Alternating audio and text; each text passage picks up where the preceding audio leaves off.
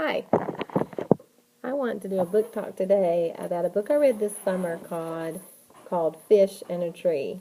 It's written by Linda Hunt, and I think all of our middle school students and maybe even younger students will enjoy reading this book. This is a book about a girl named Allie. She's our main character, and she's a very shy girl. She's very intelligent, and she's very artistic. Allie and her family move from place to place because of her father's job, and she has to start a new school, make new friends. And in this book, she's been at the school a little while, and but hasn't made any friends. But she overcomes great challenges in this book. She meets some very loyal friends, and they help change Allie's life for the best. Allie has a secret that she doesn't want anyone to know, and even her closest friends don't know this secret about her.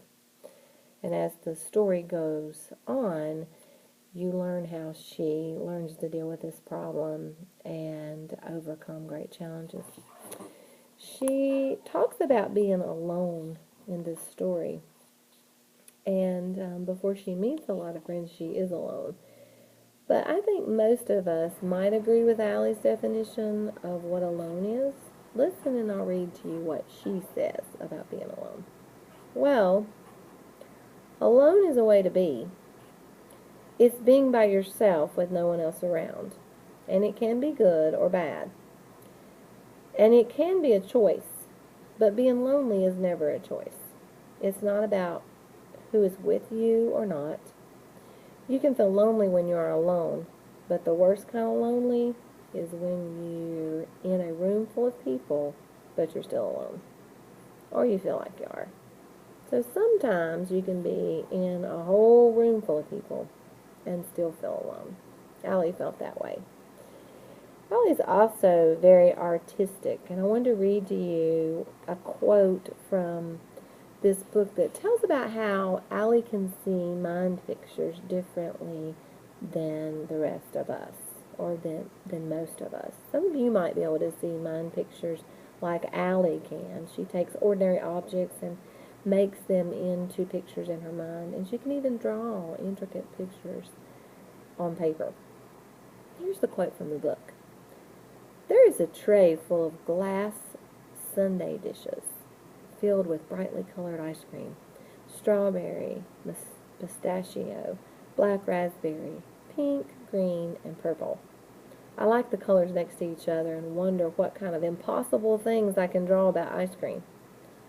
Maybe melting rivers of it, and a man with a cone-shaped head sitting in a banana split dish, rowing with a spoon like a boat. Allie really has the ability to see things differently than we do.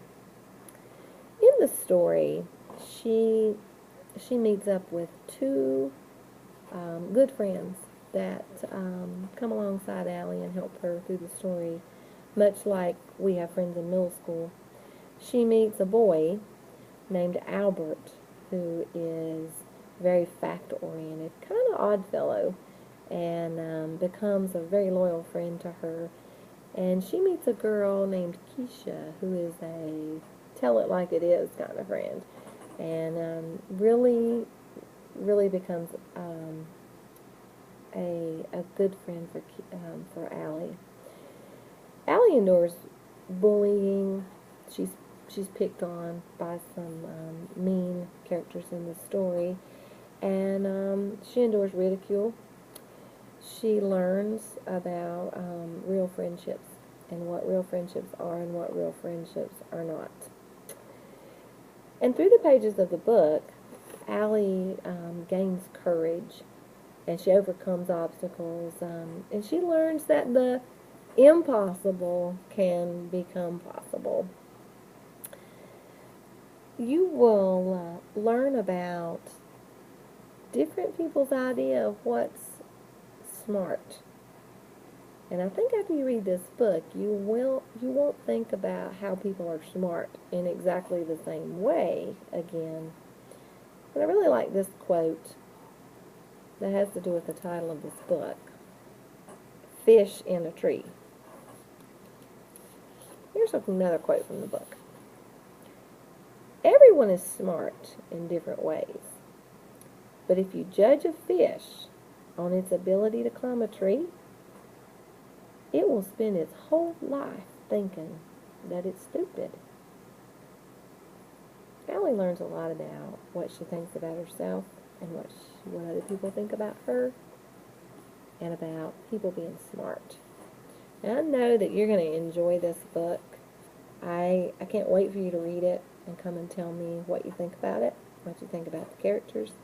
And I hope that you'll hurry down the library and see if Miss Pipes can't reserve you a copy of Fish in a Tree.